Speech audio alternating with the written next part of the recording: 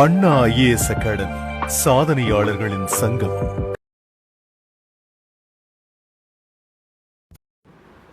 வணக்கம், welcome to Anna IAS academy. இன்னைக்கு நம்ம எதை பற்றி பார்க்க போகிறோம் அப்படின்னா, குரூப் 2A மெயின்ஸுக்கு உண்டான அந்த சிலபஸ் வாயிலாக இருக்கக்கூடிய ஒன்றின் பின் ஒன்றாக வரக்கூடிய சயின்ஸ் டாப்பிக்கை வந்து நம்ம பார்க்க போகிறோம். அந்த சயின்ஸில் பயாலஜி அப்படின்ற டாபிக். அதுக்கு முன்னாடி நம்ம எதை பற்றி பார்க்க போகிறோம் அப்படின்னா, ஒரு மோட்டிவேஷனுக்காக அப்துல் கலாம் ஐயா அவர்களுடைய ஒரு சிறந்த ஒரு பொன்மொழியாக இருக்கும். முடியும் என்றால் முயற்சி செய், முடியாதென்றால் பயிற்சி செய் அப்படின்னு சொல்லிட்டு.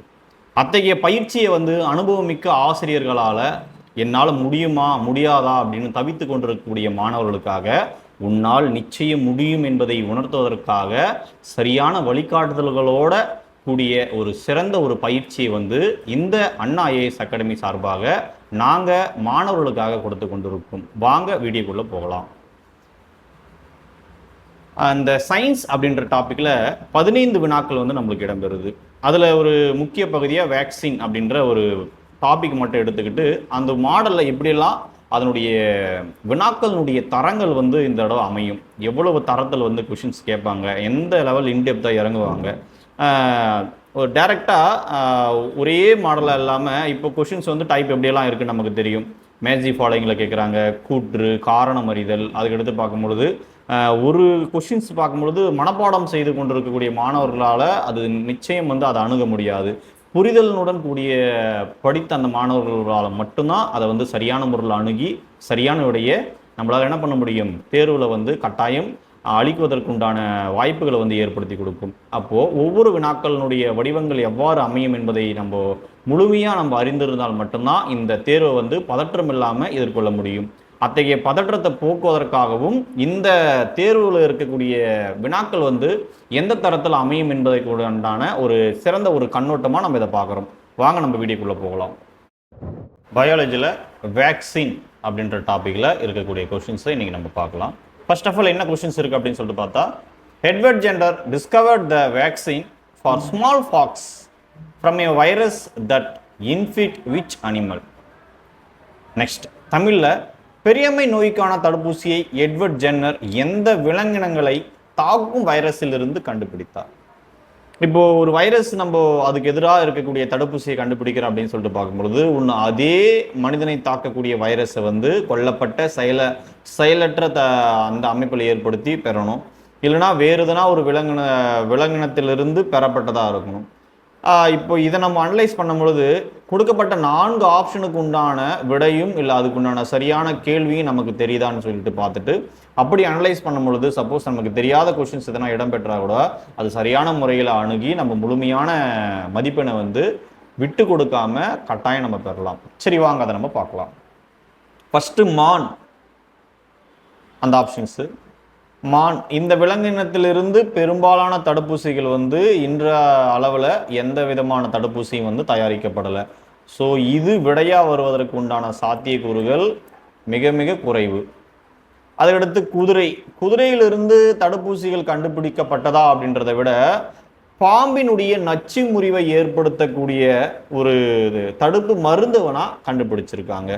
அந்த குதிரையில் செலுத்தப்படும் பொழுது அது அந்த குதிரையில் ஏற்படக்கூடிய ஆன்டிபாடிஸ் அண்டு ஆன்டிஜென்ஸ் அது ஒரு சர்டன் ஸ்டேஜில் உயரும் பொழுது அதிலிருந்து பெறப்படக்கூடிய ஒரு மருந்து தான் சில பாம்புகளுடைய நச்சை வந்து முறிக்கக்கூடிய வகையில் நமக்கு பெறப்பட்டிருக்கு. அதுக்கடுத்து குரங்கு.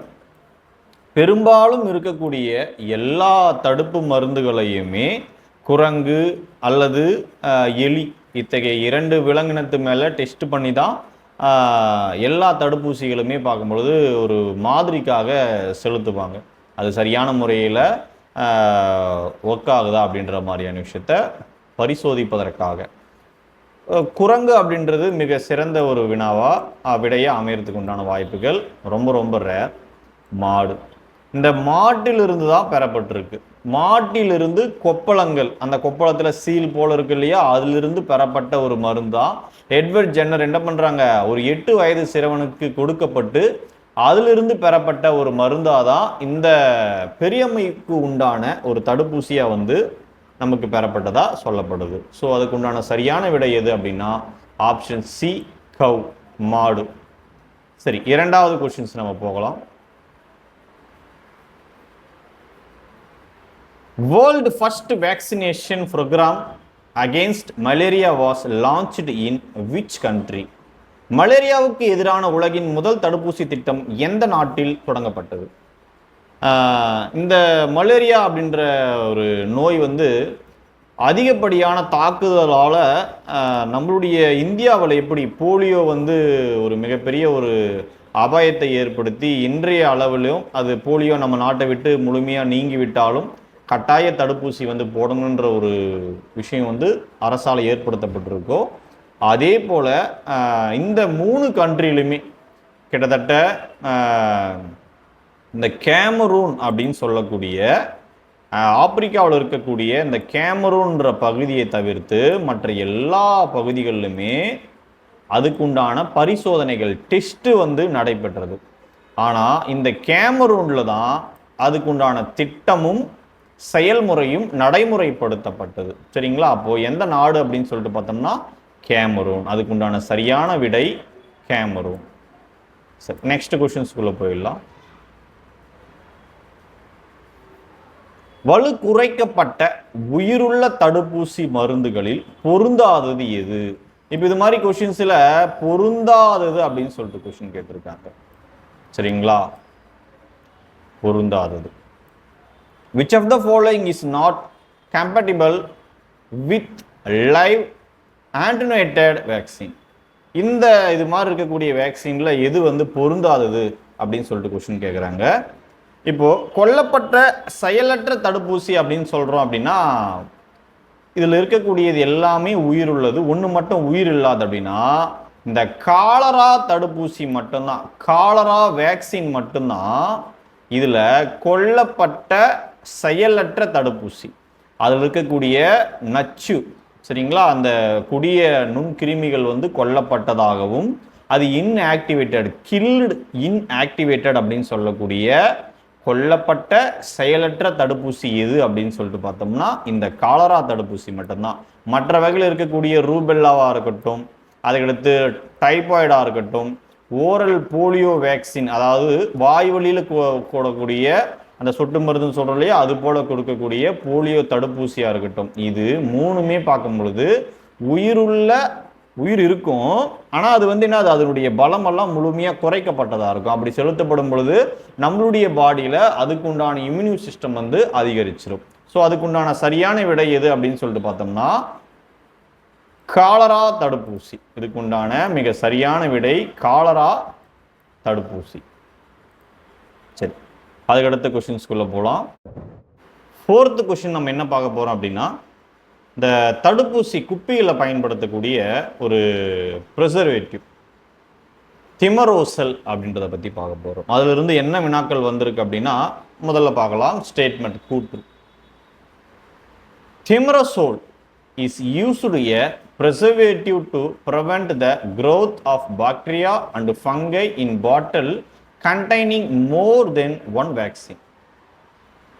Thimerosal helps reduce the risk of potential infection or serious illnesses that could result from contaminating the vaccine bottle. என்ன தமிழில் இருக்குது அப்படின்னு சொல்லிட்டு பார்த்தோம்னா, ஒன்றுக்கு மேற்பட்ட தடுப்பூசிகளை கொண்ட குப்பிகளில் பாக்டீரியா மற்றும் பூஞ்சைகளின் வளர்ச்சியை தடுக்க திமரோசோல் ஒரு பாதுகாப்பாக பயன்படுகிறது. அது பாதுகாப்பான இருக்குன்னு சொல்லிட்டு சொல்கிறாங்க. இந்த திமரோசல் தடுப்பூசி அதோடைய காரணம் என்ன கொடுத்துருக்காங்க, ரீசன். திமரோசோல் தடுப்பூசி குப்பியை மாசுபடுத்துவதால் ஏற்படக்கூடிய சாத்தியமான தொற்றுகள் அல்லது தீவிர நோய்களின் அபாயத்தை குறைக்க உதவுகிறது அப்படின்னு சொல்கிறாங்க. இது 2 கூற்றுமே சரியானதா அப்படின்னு சொல்லிட்டு பார்க்கும்பொழுது இந்த திமரோசல் அப்படின்றது என்ன அப்படின்னா மெர்க்குரியிலிருந்து பெறப்பட்ட ஒரு அமைப்பாக தான் இது இருக்குது. கிட்டத்தட்ட 1930 இந்த நடைமுறை வந்து இருக்குது. என்னன்னா ஒன்றுக்கு மேற்பட்ட தடுப்பூசிகள், இப்போது பிசிஜி இது மாதிரிலாம் நம்ம பார்க்குறோங்க, டிடிபி எல்லாம் நம்ம பார்க்குறோம் இல்லைங்களா, டெட்டனஸ் முத்தடுப்பூசி இது மாதிரிலாம் நம்ம பார்க்குறோம். இந்த தடுப்பூசிகளில் ஒன்றோட ஒன்று எதனா நம்ம அதை ஓப்பன் பண்ணிவிட்டு மறுபடியும் அதை க்ளோஸ் பண்ணும் பொழுதோ இல்லை ஏதோ ஒரு அசம்பாவியத்தால் அதில் வைரஸோ பாக்டீரியாக்களோ அதனுடைய எண்ணிக்கை அதிகமாக உருவாகும் பொழுது நமக்கு கொடுக்கப்படுகின்ற தடுப்பூசி அதுவே விஷத்தன்மை வாய்ந்ததாக இருக்கும். அதாவது நமக்கு நம்மளே எங்கேயோ இருக்கிற நோயை கொண்டு வந்து செலுத்திக்கின அந்த சூழலாக ஏற்பட்டுரும். அத்தகைய மிகப்பெரிய ஒரு அபாயத்தை தடுக்கிறதுக்காக, தட் மீன் வைரஸும் பாக்டீரியாவும் மேற்கொண்டு வளரக்கூடாது, இருக்கிறத எந்த விதமான அபாயத்தையும் ஏற்படுத்தக்கூடாதுன்னு சொல்லிட்டு அதனுடைய அந்த மூடியலில் பார்க்கும் பொழுது இந்த திமரோசல் வந்து பயன்படுத்துவாங்க. இந்த 2 காரணமும் கூற்றும் வந்து சரிதான். என்ன சொல்றாங்க? ஃபர்ஸ்ட், ஒன்றுக்கு மேற்பட்ட தடுப்பூசிகளை கொண்ட குப்பிகளில் பாக்டீரியா மற்றும் பூஞ்சுகளின் வளர்ச்சியை தடுக்க திமரோசல் ஒரு பாதுகாப்பானாக பயன்படுகிறது. ஆமா, இது ஒரு ப்ரிசர்வேட்டிவா தான் பயன்படுது. சரி. செகண்ட், திமரோசல் அந்த தடுப்பூசி குப்பியை பயன்படுத்துவதால் ஏற்படக்கூடிய சாத்தியமான தொற்றுகள் அல்லது தீவிர நோய்களின் அபாயத்தை குறைக்க உதவுகிறது. அதனுடைய காரணம் வந்து மிக சரியா தான் இருக்கு. அப்போ இதுக்கு உண்டான கூற்றும் காரணம் இந்த இரண்டுமே வந்து சரியா தான் இருக்கு. ஸோ அதுக்கு உண்டான ஆன்சர், கரெக்டான ஆன்சர் வந்து எதுன்னு சொல்லிட்டு பார்த்தோம்னா ஆப்ஷன் டி, கூற்று மற்றும் காரணம் இரண்டும் சரி. That mean answer both statement and reason are correct.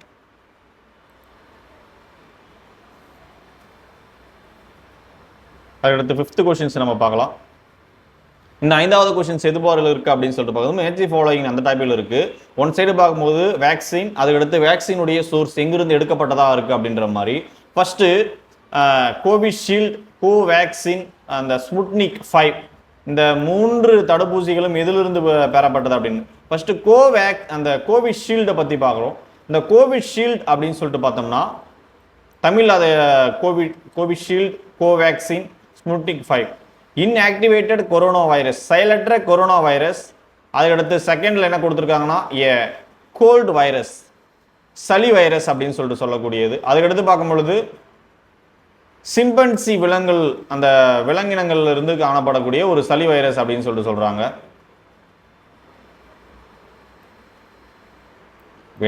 விலங்கினங்களில், சரிங்களா? சரி.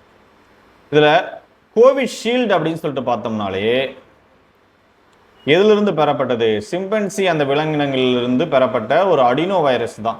அதையடுத்து கோவேக்சின் என்ற அந்த ஒரு தடுப்பூசி எதிலிருந்து பெறப்பட்டது அப்படின்னா செயலற்ற கொரோனா வைரஸ். செயலற்ற கொரோனா வைரஸ் அப்படின்னு சொல்லிட்டு பார்க்கும்பொழுது கொரோனா வைரஸ் தான், ஆனால் அதை வந்து இன்ஆக்டிவேட்டட் பண்ணிட்டு இருப்பாங்க. ஆக்டிவேட்டட் பண்ணால் இன்னும் பல மடங்கு பெருகி மனிதனுடைய உயிருக்கே ஆபத்து.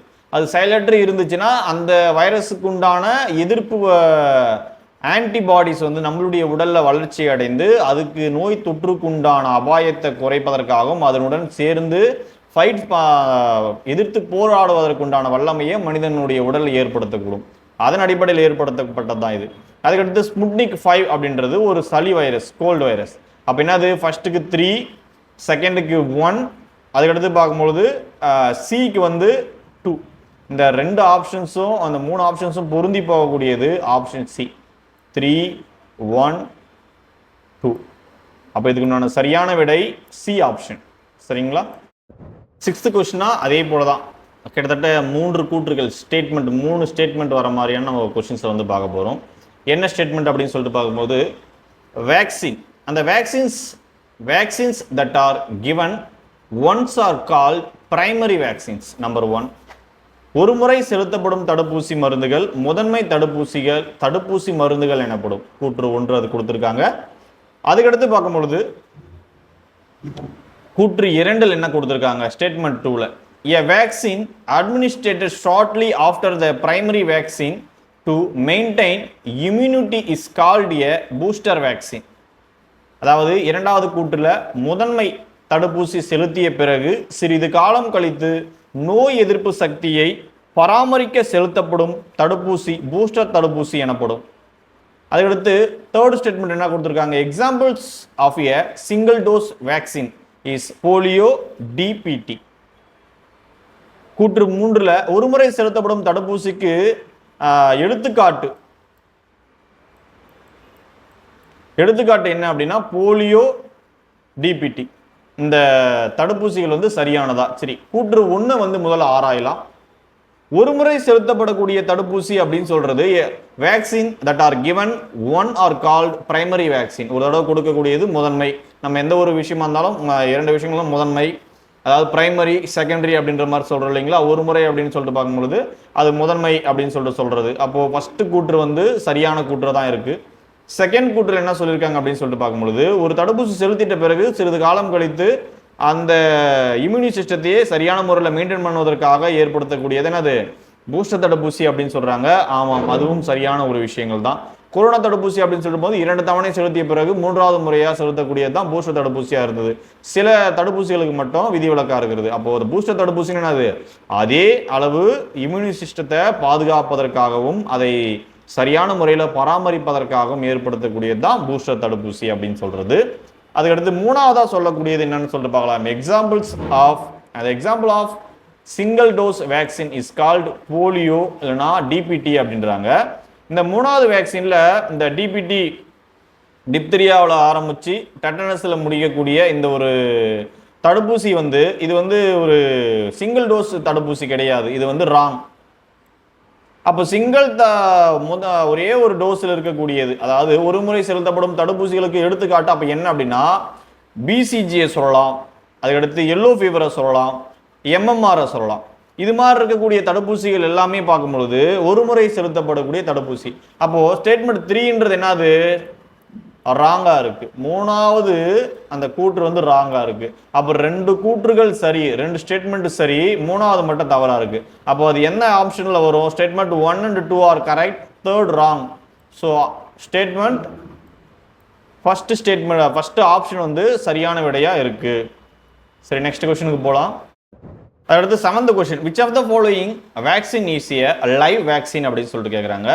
கீழ்கண்டவற்றில் எந்த தடுப்பூசி உயிருள்ள தடுப்பூசி மருந்து ஆகும்? உயிருள்ள, இப்போ எல்லா தடுப்பூசியுமே பார்க்கும்போது உயிரற்றதாக, சிலது உயிருள்ளதாக இருக்கலாம், சிலது உயிரற்ற செயலற்றதாக இருக்கலாம். ஸோ இது மாதிரி ஒவ்வொரு வேக்சினேஷனும் இருக்குது இல்லைங்களா. அப்போது இதில் பார்க்கலாம். ஃபஸ்ட்டு அந்த 4 ஆப்ஷனில் இருக்கக்கூடிய ஏ ஆப்ஷனை முதல்ல ஆராயலாம். ஆப்ஷன் லைவ், சரிங்களா, இன்ஆக்டிவேட்டடாக இருக்கக்கூடியது, வலு குறைக்கப்பட்டதாக இருக்கும் இது, சரிங்களா. அதாவது உயிருள்ள வலு குறைக்கப்பட்ட தடுப்பூசி, இது உயிருள்ள வலு குறைக்கப்பட்ட தடுப்பூசி பிசிஜி, அப்போ இது வராது. அதுக்கடுத்து செகண்ட் பிளேக், கொல்லப்பட்ட செயலற்ற தடுப்பூசி, கில்டு இன்ஆக்டிவேட்டட் வேக்சின் இது. அதுக்கடுத்து டிப்தீரியா எடுத்துக்கணும்னா வீரியம் இழந்த ஒரு நச்சு அப்படின்னு சொல்லலாம், டாக்ஸிட்ஸ் அப்படின்னு சொல்லக்கூடிய ஒரு தடுப்பூசியா இருக்கு. அதுக்கடுத்து பார்க்கும்பொழுது ஸ்மால் பாக்ஸ் அப்படின்னு சொல்லக்கூடியது இது வேரிசெல்லா. இந்த ஸ்மால் பாக்ஸ் அப்படின்னு சொல்லக்கூடியது இதுதான் என்னது, உயிருள்ள தடுப்பு மருந்து அப்படின்னு சொல்றாங்க. லைவ் வேக்சின் அப்படின்றதுனா எது அப்படின்னா ஸ்மால் பாக்ஸ் மட்டும்தான். அப்போ எது ஆன்சரா வரும், சின்னம்மைன்னு சொல்லக்கூடிய இந்த விதமான ஒரு தடுப்பு மருந்து மட்டும்தான், சின்னம்மைக்கு போடக்கூடிய இந்த வேரிசெல்லா அப்படின்னு சொல்லக்கூடிய இந்த தடுப்பு மருந்து மட்டும்தான் உயிருள்ள தடுப்பு மருந்துன்னு சொல்றோம். அப்போ ஆப்ஷன் என்னது, டின்றதான் மிக சரியான பதிலா இருக்கு. ஸ்டேட்மெண்ட், இதுலேயும் 3 விதமான ஒரு கூற்றுகள் ஸ்டேட்மெண்ட் கொடுத்து நம்ம கொஸ்டின்ஸை பார்க்க போகிறோம். ஃபர்ஸ்ட் என்ன அப்படின்னு சொல்லிட்டு பார்க்கும்போது டெட்ராவேலண்ட், நம்ம கெமிஸ்ட்ரியில் நம்ம பார்த்துருப்போம், மோனோ, டை, ட்ரை, ஸோ இந்த வரிசையில் வரக்கூடியது டெட்ரா, பெண்டா, எக்ஸா, இது மாதிரி பார்ப்போம் இல்லையா. அதே போல தான் the tetravalent dengue vaccination programme against dengue was first launched in Brazil in August 2016 2016 வந்து ஏற்படுத்தப்பட்டதாக இருக்கு. அதுக்கடுத்து ஸ்டேட்மெண்ட் 2ல இந்த tetravalent dengue vaccine is a live attenuated vaccine. Statement 3, the minimum age for dengue vaccination is age, அந்த age வந்து என்னது 8 years அப்படின்னு சொல்லிட்டு சொல்றாங்க. கூற்று 1 என்னன்னா, டெங்குக்கு எதிரான டெட்ராவேலண்ட் தடுப்பூசி பொது திட்டமானது முதலில் பிரேசிலில் ஆகஸ்ட் 2016 தொடங்கப்பட்டது. டெட்ராவேலண்ட் டெங்கு தடுப்பூசியானது வலு குறைக்கப்பட்ட உயிருள்ள தடுப்பூசி மருந்து ஆகும். கூற்று 3ல டெங்கு தடுப்பூசி செலுத்துவதற்கான குறைஞ்சபட்ச அடிப்படை தகுதி வயது 8 ஆகும். சரி, பார்க்கலாம் எது இதுலலாம் சரியான விஷயம் அப்படின்னு சொல்லிட்டு. முதல்ல இருக்கக்கூடிய அந்த கூற்று சரி, ஆகஸ்ட் 2016 தான் வந்து அதை ஃபர்ஸ்ட் பிரேசிலில் வந்து அறிமுகம் அந்த திட்டம் வந்து தொடங்கப்பட்டது. டெங்கு தடுப்பூசி வலு குறைக்கப்பட்ட உயிருள்ள தடுப்பு மருந்து தான், இரண்டும் சரி. மூன்றாவதுல என்ன ஒரு மிஸ்டேக் இருக்குன்னா, அங்க பாருங்க அந்த வயது 9 வயது தான் அடிப்படை வயது, ஆனா இந்த இடத்துல 8 வயதுன்னு கொடுத்துட்டு இருக்காங்க. அப்போ மூணாவது மட்டும் மிஸ்டேக். அப்ப ஆன்சர் என்ன வரும்? ஸ்டேட்மெண்ட் 1ம் 2ம் கரெக்ட், தேர்டு மட்டும் என்னது ராங்கா இருக்கு. அப்ப என்னது statement 1 and 2 correct, third are wrong அப்படின்னக்கூடிய பி ஆப்ஷன் தான் ஆன்சரா வரும். ஆப்ஷன் பி கூற்று 1 மற்றும் 2 சரி, 3 மற்றும் தவறானது. 3 மட்டும் தான் தவறு. மற்ற அந்த 8 வயசுன்றது 9 வயசா இருந்துச்சுன்னா 3மே சரியானதாக தான் இருந்திருக்கும். So 7th question 8th questions வந்து முடிஞ்சிருக்கு. நெக்ஸ்ட் 9th கொஸ்டின் போகலாம். அதுக்கடுத்து 9வது கொஸ்டின்ஸை நம்ம எந்த பார்க்க போறோம் அப்படின்னா, examples of a sub unit recombinated vaccine. இந்த சப் யூனிட் ரீகாம்பினேட்டட் வேக்சின் அப்படின்றது என்ன அப்படின்னா, இது ஃபர்ஸ்ட் துணை அலகு தடுப்பூசி மருந்து அப்படின்னா என்னன்னு ஃபர்ஸ்ட் தெரிஞ்சுக்கலாம். இப்போ எதனா ஒரு பகுதியில் இருந்து மட்டும் ஒரு வைரஸ் இருக்குன்னு வச்சுக்கலாமே, ஒரு மொபைல் தான் ஒரு வைரஸ்ன்னு எடுத்துக்கலாம், ஒரு புரிதலுக்காக ஒரு உதாரணமாக சொல்கிறேன். அந்த மொபைல் இருக்கக்கூடிய ஏதோ ஒரு பகுதியை மட்டும் எடுத்து அதிலிருந்து நம்ம வைரஸ் தடுப்பு மருந்தை வந்து, அதாவது தடுப்பு மருந்தை மட்டும் கண்டுபிடிக்கிறது. என்ன பகுதி எடுத்துக்கலாம்? ஏதோ ஒரு பகுதி, கேமராவோ இல்லை சார்ஜிங் போர்ட்டோ, ஏதோ அந்த பகுதி மட்டும். அதே போல தான் ஒரு வைரஸோ ஏதோ ஒரு பாக்டீரியாவோ ஏதோ ஒரு விஷயத்தால் அந்த நோய் அபாயம் ஏற்படுது, நோய் பாதிக்கப்படுதுன்னா அதில் மொத்தத்தையுமே எடுத்து அதிலிருந்து தடுப்பு மருந்தை கண்டுபிடிக்கிறது இல்லாமல் அதில் ஏதோ ஒரு மினி பார்ட், அந்த பார்ட்டை மட்டும் எடுத்து அதிலிருந்து நம்ம வேக்சின் கண்டுபிடிச்சோம்னா துணை அலகு வேக்சின், துணை அலகு தடுப்பு மருந்து அப்படின்னு சொல்லிட்டு நம்ம சொல்லுவோம். அதுதான் சரி, அதை பற்றி நம்ம பார்க்கலாம். Examples of a sub unit recombinated virus அப்படின்னு சொல்கிறோம். இந்த வைரஸ் எதெல்லாம் அப்படின்னு சொல்லிட்டு பார்க்கும் பொழுது, சிக்கன் பாக்ஸ் அந்த சொல்லக்கூடிய வேக்சினும் வராது, பிசிஜியும் வராது, ரேபிஸ் வெறிநாய் கடின்னு நம்ம சொல்லுவோம் இல்லைங்களா, அதுவும் வராது. அப்போ ஆன்சர் எது மட்டும் வரும் அப்படின்னு சொல்லிட்டு பார்க்கும்போது, அதுக்கு சிறந்த ஒரு ஆன்சர் பார்க்கும்பொழுது பிளேக் வேக்சின் அப்படின்னு சொல்லக்கூடிய பிளேக் என்ற அந்த ஒரு தடுப்பூசி மட்டும்தான் வரும். இதில் ஆப்ஷன் மட்டும் சின்ன ஒரு கரெக்ஷன் ஆகிட்டு இருக்கு, பிளேக் தடுப்பூசி. சரிங்களா? அதில் டி இதில் சின்ற மாதிரி இருக்கும். நம்ம ஆன்சர் மட்டும் கொஞ்சம் பார்த்துக்கலாம். ஸோ பிளேக் தடுப்பூசி மட்டும்தான் துணை அலகு மருந்தாக இருக்குது. நெக்ஸ்ட் கொஸ்டினுக்கு போகலாம். அதடுத்து 10வது கொஸ்டின் நம்ம எதை பற்றி பார்க்க போகிறோம் அப்படின்னா, what types of vaccine is the vaccine against rabies. Rabies நோய்க்கு எதிரான தடுப்பூசியானது எந்த வகை தடுப்பூசி அப்படின்னு சொல்லிட்டு பார்த்தோம். நம்ம முன்னர் இருந்த அந்த வினாக்கள் இருந்து நம்ம பார்த்தோம். சிலது அப்படியே இருக்கக்கூடிய மருந்திலிருந்து எடுக்கப்பட்டுலாம், சிலது கொல்லப்பட்டது, சிலது செயலற்றது, வீரியம் குறைக்கப்பட்டது, கொல்லப்பட்ட, நச்சுத்தன்மை, இது மாதிரி நிறைய டைப்ஸ் ஆஃப் இருக்குது. அந்த டைப்பில் இது எத்தகைய டைப்பு ரேபிஸ் அப்படின்றது? ரேபிஸ் அப்படின்னா வெறிநாய் கடி அப்படின்னு சொல்லுவோம். சில விலங்குகள் குரங்கு கடித்தலாலேயோ நாய் கடித்தலாலேயோ அந்த உமிழ்நீரிலிருந்து ஏற்படக்கூடிய அந்த ஒரு வைரஸ் தான் இந்த ரேபிஸ் நோய்க்கு வந்து காரணமாக இருக்குது. அந்த தடுப்பூசியில் எது வந்து ரேபிஸ் நோய்க்கு எதிரான தடுப்பு மருந்துகளில் அந்த நோய் வந்து எந்த டைப் அப்படின்னு சொல்லிட்டு கேட்குறாங்க. அந்த தடுப்பூசி எந்த டைப்? ஃபர்ஸ்ட் பார்க்கலாம், டிஎன்ஏ வேக்சின், டிஎன்ஏ தடுப்பூசி. அப்போ டிஎன்ஏ தடுப்பூசி அப்படின்னு சொல்லிட்டு பார்க்கும்பொழுது அது வருவதற்கு உண்டான சாத்திய கூறுகள் ரொம்ப குறைவு. இந்த ரேபிஸ் நோய் அப்படின்னு சொல்லிட்டு நம்ம பார்த்தோம்னா கொல்லப்பட்ட நுண்ணுயிரி தடுப்பூசி அப்படின்னு சொல்லுவோம், ஆப்ஷன் சி. சரிங்களா? கில்டு பேத்தோஜன் வேக்சின் அப்படின்னு சொல்லக்கூடியது தான். மற்றது இந்த டிஎன்ஏ இருக்கிறதா இருக்கட்டும், ஆன்டிடேட்டடாக இருக்கட்டும், இது எல்லாமே பார்க்கும்போது, அதாவது வலு குறைக்கப்பட்ட உயிருள்ள தடுப்பூசியாக இருக்கட்டும், அதுக்கடுத்து வலு குறைக்கப்பட்ட மறுசேர்க்கை தடுப்பூசிகளாக இருக்கட்டும், இது எதுவுமே வராது. அதுக்கு எது மட்டும் வரும் அப்படின்னா கொல்லப்பட்ட நுண்ணுயிரி தடுப்பூசின்றது மட்டும்தான் ஆன்சராக வரும். What is the name of the vaccine against cervical cancer? கர்ப்பப்பை வாய் புற்றுநோய்க்கு எதிரான தடுப்பூசியின் பெயர் என்ன அப்படின்ற கொஸ்டின்ஸ் இருக்குது.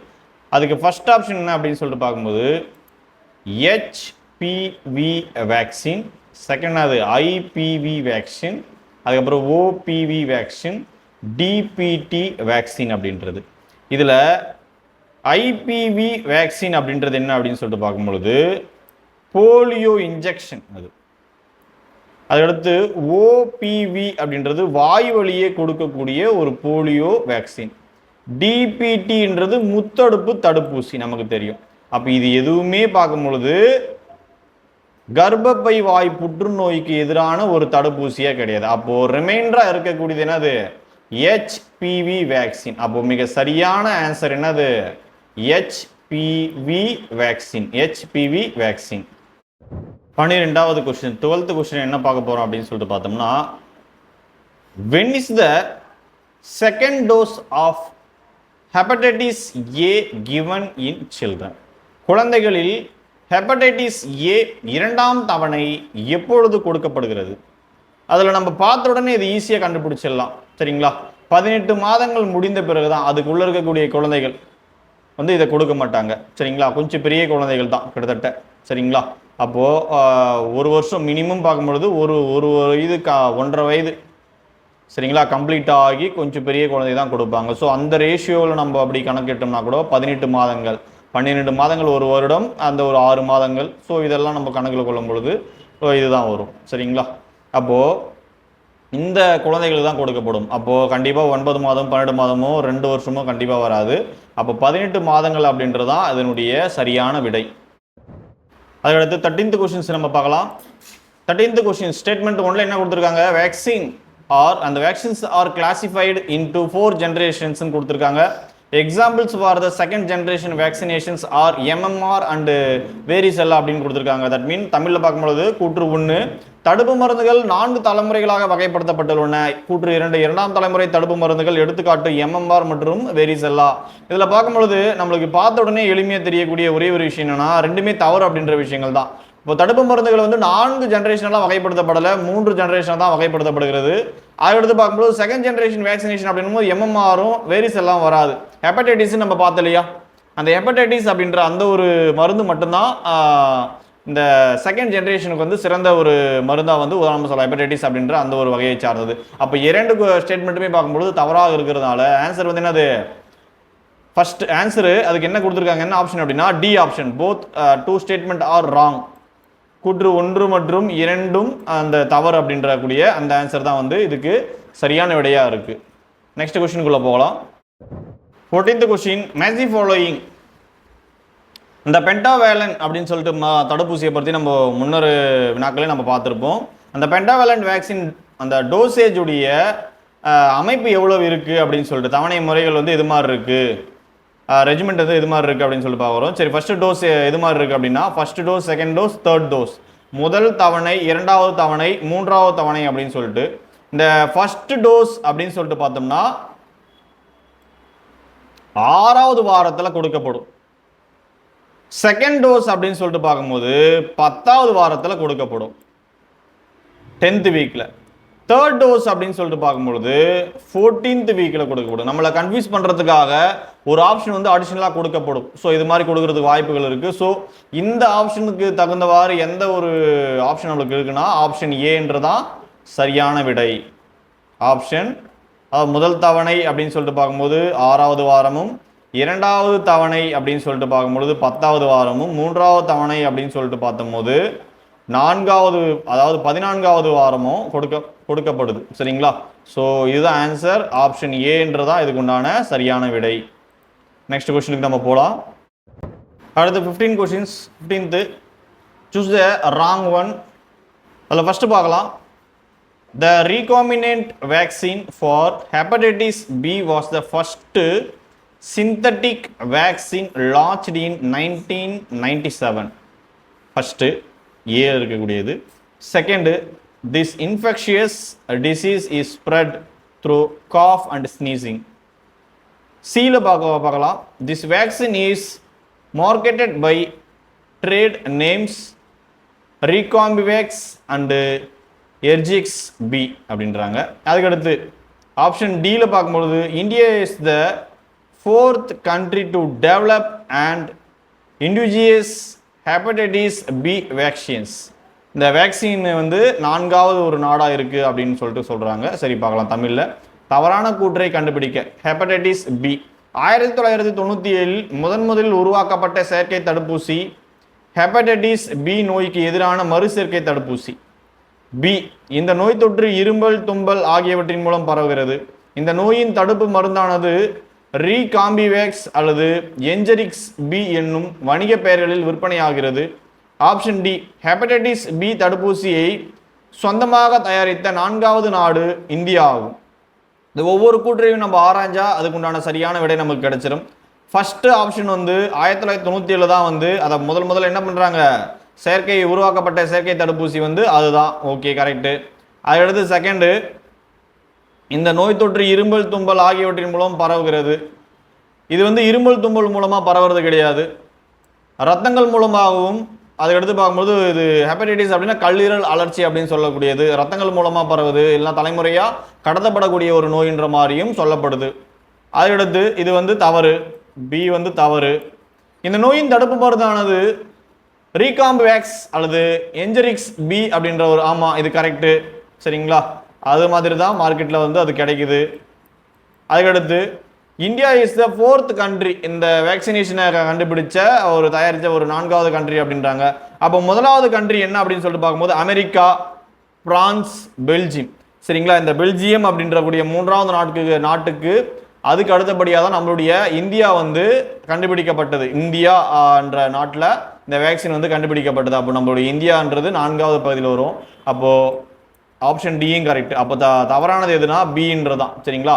ஆப்ஷன் பின்றதான் அதுக்கு உண்டான சரியான விடை. சரி, வாங்க 16th கொஸ்டின்ஸுக்கு போகலாம். 16வது கொஸ்டின். இப்போ 16வது கொஸ்டின்ஸில் 3 ஸ்டேட்மெண்ட் கொடுத்துருக்காங்க.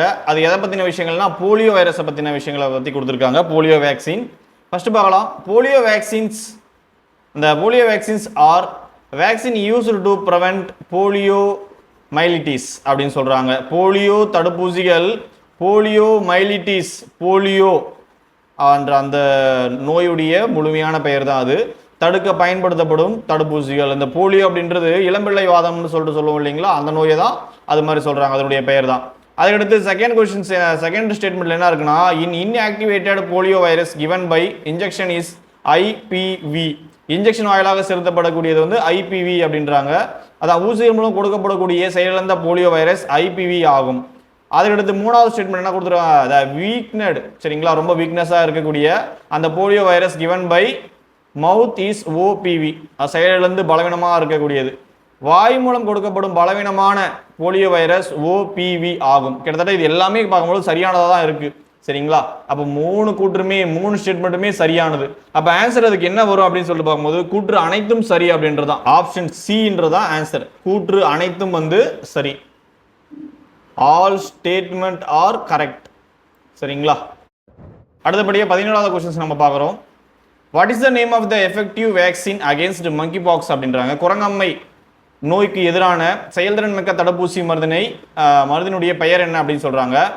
இதுல கிட்டத்தட்ட இந்த பிவிசி அப்படின்னு சொல்றோம் இல்லைங்களா, இந்த பிவிசி அப்படின்னு சொல்லக்கூடிய இந்த தடுப்பு மருந்து மட்டும்தான் நிமோனோகாக்கல் அப்படின்ற அந்த ஒரு நோய்க்கு உண்டானது. மற்ற இருக்கக்கூடிய இந்த ஆப்ஷன் 7 இருக்கக்கூடிய இந்த மருந்து என்ன பண்றாங்க, பயன்படுத்துறாங்க, அதுக்கு உண்டான போதிய ரிசல்ட் கிடைக்கல. அதை எடுத்து பார்க்கும்பொழுது ஆப்ஷன் சி, சரிங்களா, அந்த மருந்தையும் பயன்படுத்துறாங்க. டெக்கோவிரிமாண்ட் அப்படின்னு சொல்லிட்டு சொல்லக்கூடியது, அதுவும் என்ன பண்ணல, செயல்படுத்தப்படுது, ஆனால் முழுமையான எதிர்பார்த்த அளவுக்கு ரிசல்ட் கிடைக்கல. இந்த ஆப்ஷன் பியில் இருக்கக்கூடிய JYNNEOS, சரிங்களா, ஜின்யோசஸ் அப்படின்னு சொல்லக்கூடிய இந்த மருந்து மட்டும்தான் முழுமையாக பயன்படுத்தப்பட்டு சரியான ரிசல்ட் வந்து கிடைக்கப்படுது. அப்போ குரங்கம்மைக்கு எதிரான தடுப்பு மருந்தாக வந்து இருக்கக்கூடியது ஆப்ஷன் பி. ஆப்ஷன் பி தான் அதுக்கு என்னது சரியான விடையா நமக்கு கிடைக்கப்படுது. அதுக்கடுத்து 18வது கொஸ்டினுக்கு போகலாம். 18வது கொஸ்டின்ஸ்.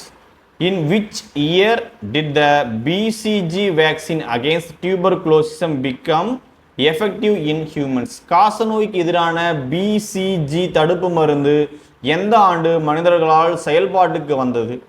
இதில் செயல்பாட்டுக்கு வந்தது அப்படின்றதுக்கு முன்னாடி இந்த 2 ஆண்டுகளுமே நமக்கு கொஞ்சம் கன்ஃபியூஸை ஏற்படுத்தும். 1908, அதுக்கடுத்து பார்க்கும்போது 1921. இந்த 2 விஷயம் என்ன அப்படின்னு சொல்லிட்டு பார்த்தபோது இந்த பிசிஜி பேசிலஸ் அப்படின்னு சொல்லிட்டு சொல்லக்கூடியதாகவும் சியும் ஜியும் அதை கண்டுபிடித்த அந்த வரலாற்று அறிவியல் அறிஞர்களுடைய நேம்ஸ். சி அப்படின்ற போது கால்மெட் அப்படின்றதும், அதுக்கடுத்து பார்க்கும்போது ஜின்றது குயிரி அப்படின்றதுடைய நேமாகவும் தான் சொல்லப்படுது. அப்போ பிசிஜி அப்படின்றது 1908 வந்து கண்டுபிடிச்சிட்டாங்க. ஆனால் நடைமுறைக்கு வந்தது எப்போனா 1900 செயல்பாட்டுக்கு வந்தது 1921 1921 நடைமுறைக்கு வந்தது. ஸோ சரியான ஆன்சர் என்னன்னா ஆப்ஷன் டி 1921. சரிங்களா? நெக்ஸ்ட் கொஸ்டின் போகலாம். அடுத்து 19th கொஸ்டின்ஸ் பார்க்க போகிறோம். Which of the following does not match with the types of vaccine? தடுப்பு மருந்து வகைகளில் பொருந்தாதது எது அப்படின்ற விஷயங்கள். ஃபர்ஸ்ட் நேச்சுரல் லைவ் வேக்சின், உயிருள்ள இயற்கை தடுப்பு மருந்து, தடுப்பூசி மருந்து. கில்டு பேத்தோஜன் வேக்சின், கொல்லப்பட்ட நுண்ணுயிரி தடுப்பு மருந்து.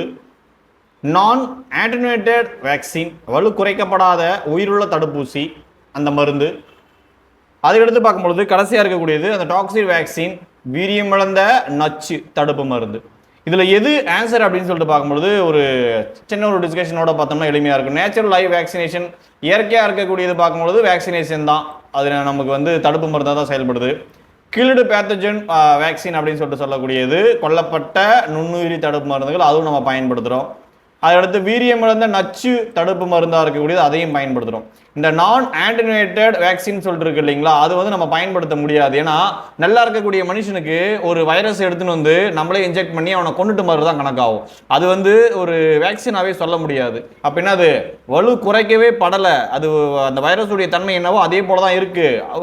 அதுக்கடுத்து அது கொல்லவும் படலை, உயிருள்ளதாகவே இருக்குன்னா இன்னொருத்தருடைய வைரஸை கொண்டு வந்து அப்படியே டேரக்டாக இன்ஜெக்ட் பண்ண மாதிரி, அது வந்து தடுப்பு ஊசி கிடையாது, இருக்கிறவனை அந்த நோய்க்கு உள்ளாக்கக்கூடிய ஒரு அமைப்பாக தான் இருக்கு. ஸோ பொருந்தாது அப்படின்னு சொல்லிட்டு பார்க்கும்போது ஆப்ஷன் சி அப்படின்றது தான் பொருந்தாதது. 20th கொஸ்டின்ஸை பார்க்க போகிறோம். ஸ்டேட்மெண்ட் ஒன்றாகவும் ரீசன், ஸ்டேட்மெண்ட் அண்ட் ரீசனாக இருக்கக்கூடியதாக இருக்குது. Common gold is caused by more than 155 different strains of rhinoviruses. Hence, it is very difficult to prepare a common vaccine for the disease. சாதாரண சளியானது 155க்கு மேற்பட்ட வெவ்வேறு வகையான ரைனோ வைரஸ்களால் ஏற்படுத்தப்படுவதால் இதற்கு பொதுவான தடுப்பூசி உருவாக்குவதில் மிகுந்த சிக்கல் ஏற்படுகிறது. அதுக்குள்ள ரீசன் என்ன அப்படின்னு சொல்லிட்டு பார்க்கும்பொழுது RNA genome of this virus keeps change due to mutation. வைரஸ்களில் RNA genome தொடர்ந்து திடீர் மாற்றங்களால் மாறிக்கொண்டே இருக்கும். இப்போ ஃபர்ஸ்ட் நம்ம பார்க்கும்பொழுது என்ன அப்படின்னு சொல்லிட்டு பார்க்கும்பொழுது இந்த காமன் கோல்டு பார்க்கும்பொழுது கிட்டத்தட்ட 155 வைரஸுக்கும் மேற்பட்ட வைரஸ் ரைனோ வைரஸ் ஏற்படுத்துது அப்படின்னு சொல்லிட்டு சொல்றோம் இல்லைங்களா. 155 வைரஸுக்கு மேற்பட்ட வைரஸ் கிடையாது, 150க்கும் மேற்பட்ட வைரஸ் தான் ஏற்படுத்தப்படுது. அது 155க்கு மேல் 55க்கு உள்ள, அப்போ 55 தாண்டி போகிறதுக்கு வாய்ப்புகள் அல்ல. அப்போ என்னது 55 இங்கே கொடுக்கப்பட்டதால இந்த ஸ்டேட்மெண்ட் வந்து ராங், கூற்று தவறு. அதே போல தான் அந்த RNA ஜீனோம்ன்றது புதுசாக மியூட்டட் ஆகுது. அதுக்கு உண்டான ஒரு நம்ம ஒரு தடுப்பு மருந்தை கண்டுபிடிக்கிறோன்னா அதுக்கு அடுத்த நாள் செல்லாதுப்பா அப்படின்ற மாதிரி செல்லா காசு ஆகிடும். ஸோ இது வந்து ஒரு சிக்கலான ஒரு விஷயங்கள். அப்போ நம்ம இல்லாத ஒரு விஷயத்துக்கு நம்ம தடுப்பு மருந்தை கண்டுபிடிச்சோம்னா அது ஒரு ரேர் டோஸாக ஒரு தவறான ஒரு டோஸாகவும் இல்லை ரொம்ப ஒரு டிஃபிகல்ட்டான ஒரு டோஸாகவும் வந்து மாறுறதுக்கு உண்டான வாய்ப்புகள் இருக்குது. ஸோ ரீசன் வந்து சரி, கூற்று வந்து தவறாக இருக்குது, ஸ்டேட்மெண்ட் வந்து ராங். அப்போ அதுக்கு ஆன்சர் என்னவா இருக்கும் அப்படின்னு சொல்லிட்டு பார்க்கும்போது ஆப்ஷன் பி, கூற்று தவறு, காரணம் சரி. Statement wrong, reason correct. 21th கொஸ்டின்ஸ்க்கு போயிடலாம். 21வது கொஸ்டின்ஸ்ல என்ன இருக்கு அப்படின்னு சொல்லிட்டு பார்க்கும்போது which of the following disease does not have a effective vaccine? கீழ்கண்டவற்றில் எந்த நோய்க்கு இதுவரை முறையான தடுப்பூசி மருந்துகள் கண்டறியப்படவில்லை அப்படின்னு சொல்றாங்க. ஃபர்ஸ்ட் அது மலேரியா இருக்கு, அதுக்கடுத்து டெட்டனஸ் இருக்கு, டியூபர்குலோசிஸ் இருக்கு, நிபா வைரஸ் இருக்கு. இப்போ மலேரியாவுக்கு தடுப்பூசி கண்டுபிடிக்கப்பட்டது எந்த ஆண்டு, தடுப்பு மருந்து கண்டுபிடிக்கப்பட்டது, இதை பற்றியெல்லாம் நம்ம பார்த்துட்டு அப்போ கண்டிப்பாக அது இருக்கு. டெட்டனஸ் இருக்கு, சரிங்களா. டெட்டனஸ்னா என்னது, டிபிடி அப்படின்றது தான் அதனுடைய தொடர்ச்சியாக கடைசியாக இருக்கக்கூடிய அந்த டீன்றது தான் டெட்டனஸ். அப்போ அதுக்கு இருக்கு. டியூபர்குலோசிசம் பிசிசி நம்ம பார்த்தோம், ஸோ அதுக்கும் இருக்கு. அப்போ நிபா வைரஸுக்கு தான் தடுப்பு மருந்து, முறையான தடுப்பு மருந்து கிடைக்கப்படவில்லை. கிட்டத்தட்ட இது வந்து விலங்கிலிருந்து மனிதனுக்கு பரவக்கூடியதாகவும் அதுக்கடுத்து பார்க்கும்போது அந்த விலங்குன்றது வவ்வாலாகவும் பன்றியாகவும் இருக்கக்கூடியதாக இருக்குது அப்படின்ற மாதிரியான ஒரு விஷயங்கள் வந்து நமக்கு தெரியப்படுது. அப்போது இந்த நிபா வைரஸுக்கு தான் என்னது முழுமையான ஒரு தடுப்பூசி வந்து கிடைக்கப்பெறவில்லை அப்படின்றது ஊர்ஜிதப்படுத்தப்படுகிறது. அப்போ ஆன்சர் என்னது ஆப்ஷன் டி. 21 questions over. அதுக்கடுத்து 22nd கொஸ்டின் என்ன கொஸ்டின் கேட்குறாங்க? The latest revolution in vaccine is DNA vaccine or recombinant vaccine is belongs to the which generation vaccine? நம்ம கண்ணை மூடினு டிஎன்ஏ வேக்சின்னாலே என்ன ஜெனரேஷன் போடலாம்? 3வது தலைமுறை அப்படின்னு சொல்லிட்டு போடலாம். சரிங்களா? அப்போ ஆன்சர் என்ன வந்துடும்? 3rd generation vaccine. ஆன்சர் என்ன அதுக்கு? Option C. டிஎன்ஏனா 3வது தலைமுறை தடுப்பு மருந்து. அதுக்கடுத்து 23rd கொஸ்டின்ஸுக்கு போயிடலாம். 23வது வினாவில் என்ன இருக்கு அப்படின்னு சொல்லிட்டு பார்க்கும்போது vaccine that used component of a pathogenic organism rather than the whole organism are called. நோய் உண்டாக்கும் உயிரியை முழு உயிரியாக பயன்படுத்தாமல் அவ்வுயிரியின் பகுதிகளை மட்டும் பயன்படுத்தி தயாரிக்கப்படும் தடுப்பூசிக்கு டேஸ் என்று பெயர். நம்ம ஆல்ரெடி ப்ரீவியஸ் கொஸ்டின்ஸ் டிஸ்கஷனில் பார்த்தோம். முழுமையாக ஒரு வைரஸினுடைய பகுதிகளை எல்லாத்தையுமே பயன்படுத்தாமல் வைரஸோ ஏதோ பயன்படுத்தாமல் அதனுடைய ஒரு சிங்கிள் பார்ட்டை மட்டும் எடுத்து பயன்படுத்தினா துணை அலகு தடுப்பூசி அப்படின்னு சொல்லிட்டு பார்த்துருக்கோம் இல்லைங்களா? அதுதான் சப்யூனிட் ரீகாம்பினேட்டன் வேக்சின் அப்படின்னு சொல்கிறது தான் அதுக்கு ஆன்சராக வரும். துணை அலகு தடுப்பூசிகள் ஆன்சர். 24வது கொஸ்டினுக்கு போயிடலாம். 24வது கொஸ்டினில் in which year did the new approach using DNA vaccines as a genetic disease prevention method come into effect அப்படின்னு சொல்லிட்டு சொல்றாங்க. டிஎன்ஏ தடுப்பூசிகளை மரபியல் நோய் தடுப்பு முறையாக பயன்படுத்தப்படும் ஒரு புதிய அணுகுமுறை எந்த ஆண்டு நடைமுறைக்கு வந்தது? இது 1993 ஒரு ஆப்ஷனும் 90 ஒரு ஆப்ஷனும் 1995 1997 அப்படின்ற மாதிரி 1990லேயே வந்து அந்த மெத்தட் வந்து கொண்டு வந்துட்டாங்க. 99ல் வந்து கண்டுபிடிச்சிட்டாங்க 1990ல். சரிங்களா? கடைசி கொஸ்டினாக இருக்கக்கூடிய 25வது கொஸ்டின்ஸ்க்கு நம்ம போயிடலாம். கடைசி வினாவாக இருக்கக்கூடிய 25வது வினா ஸ்டேட்மெண்ட் 1 ஸ்டேட்மெண்ட் 2ன்ற டைப்பில் இருக்குது. Live alternated vaccine use the weakened aged less virulent from of the virus. அதுக்கு எக்ஸாம்பிளாக என்ன இருக்காங்க? Salk's polio vaccine. அதுக்கடுத்து செகண்ட் ஸ்டேட்மெண்ட்டில் killed vaccine that mean inactivated or killed or inactivated by heat or other methods. Examples வந்து என்ன கொடுத்துருக்காங்க? அதுக்கு MMR வேக்சின். தட் மீன் தமிழில் நம்ம பார்த்தோம்னா வீரியம் இழந்த உயிருள்ள தடுப்பு மருந்தின் வயதான குறைவான வீரியம் கொண்ட வைரஸ்கள் பயன்படுத்தப்படுகின்றன. அதுக்கு எடுத்துக்காட்ட என்ன சொல்கிறாங்க? சால்க் அந்த போலியோ மருந்து, சால்க் போலியோ மருந்து தடுப்பு மருந்து. கூற்று 2ல் என்ன கொடுக்குறாங்க? கொல்லப்பட்ட செயலிழக்க செய்த தடுப்பு மருந்துகள் என்பவை வெப்பம் மற்றும் பிற முறைகளால் கொல்லப்பட்டவை அல்லது செயலிழக்கம் செய்யப்பட்டவை ஆகும். எடுத்துக்காட்டு MMR தடுப்பு மருந்து. இதில் என்ன ஒரு விஷயம் அப்படின்னு சொல்லிட்டு பார்க்கும்பொழுது ஆப்ஷன் டி கூற்று 1 கூற்று 2 ஆகிய இரண்டும் தவறு அப்படின்றக்கூடிய ஆன்சராக தான் வர்றதுக்கு உண்டான வாய்ப்புகள் இருக்குது. என்ன ரீசன் அப்படின்னா இங்கே கொடுத்துருக்காங்க இல்லைங்களா? எக்ஸாம்பிள் சால்க் போலியோ தடுப்பு மருந்து தான் இதுக்கு வரும். இந்த MMR தடுப்பு மருந்து தான் அவங்க சொல்கிறது போல வீரியம் இழந்த அந்த வைரஸாக இருக்கிறதுக்கு உண்டான வாய்ப்புகள் இருக்குது. ஸோ MMR வேக்சினேஷன் ஸ்டேட்மெண்ட் 1க்கு உரியதானதாகவும் இந்த சால்க் போலியோ வைரஸ் அப்படின்றது ஸ்டேட்மெண்ட்டுக்கு 2க்கு உண்டாகவும் மாற்றி கொடுத்துருக்காங்க. ஸோ 2 ஸ்டேட்மெண்ட்டுமே வந்து ராங். அப்போ both statements are wrong. So 25 questions வந்து முடிஞ்சிருக்கு. இந்த 25 வினாக்களுக்கும் சரியான முறையில் நம்ம எது போலலாம் வினாக்கள் அமையக்கூடும் என்பதை வந்து விளக்கமாக நம்ம கொடுத்துருக்கோம். இதை முறையாக பின்பற்றி இதன் அடிப்படையில் கொஸ்டின்கள் அமையறதுக்கு உண்டான வாய்ப்புகள் இருக்குது. நம்ம ப்ரிப்பரேஷன்ஸ் வந்து ரொம்ப கடினமாக இருந்துச்சுன்னா வெற்றி என்பது ரொம்ப எளிமையாக நமக்கு கிடைக்கும். நன்றி.